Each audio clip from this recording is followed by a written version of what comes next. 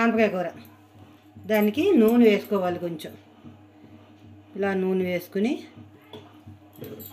శనగపప్పు,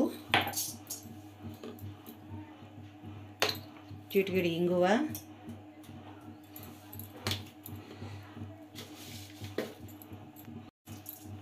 ఆవాలు,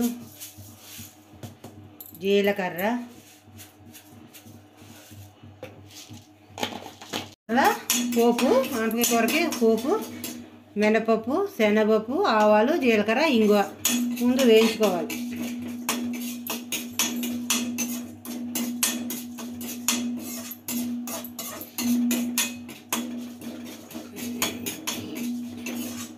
వేయింది దాంట్లో పోపు, మినపప్పు, శనగపప్పు, జీలకర్ర, ఆవాలు, కరివేపాకు, ఇంగువ.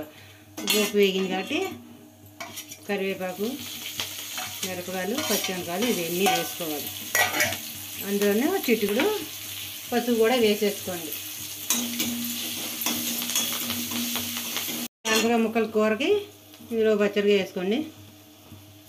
ఇలా చిన్న ముక్కలు చేసుకోండి. కావాలంటే మీరు పెద్ద ముక్కలు చేసుకోండి. చిన్న ముక్కలు బాగుంటాయని చిన్న ముక్కలు తరిగా ఇలా వేసేసుకోండి. మీరు కావాలంటే కొంచెం పెద్ద ముక్కలు వేసుకోండి. సరిపోయి తొందరగా మొగ్గుతుంది. చిన్న ముక్కలు అయితే తొందరగా మొగ్గుతుంది. మీకు కావాలంటే పెద్ద ముక్కలు వేసుకోండి. ఇలా కలుపుకొని మూతెట్టుకోవడమే. మగ్గిన తర్వాత ఉప్పు వేసుకోవాలి కొంచెం. అంతే కూర, ఆనపకాయ కూర.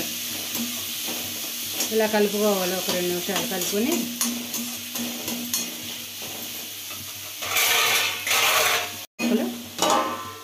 ముక్కలు ఇలా మూతెట్టుకుంటే ఒక 10 నిమిషాలు మగ్గుతుంది.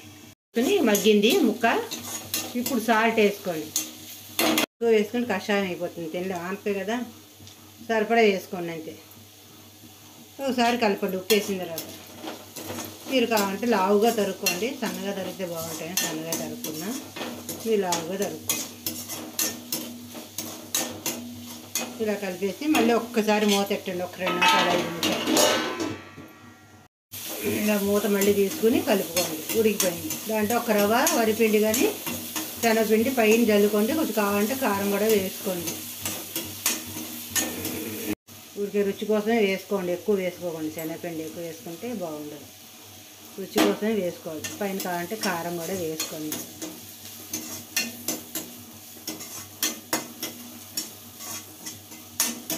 అంతే ఆనపకాయ కూర. కావాలంటే కొత్తిమీర వేసుకోండి. కొత్తిమీర లేదు కాబట్టి వేయలేదు నేను.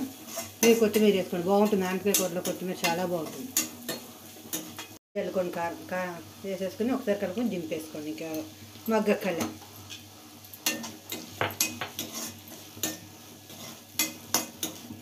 అంతే ఆనపకాయ కూర అయిపోయింది. చేసుకోండి.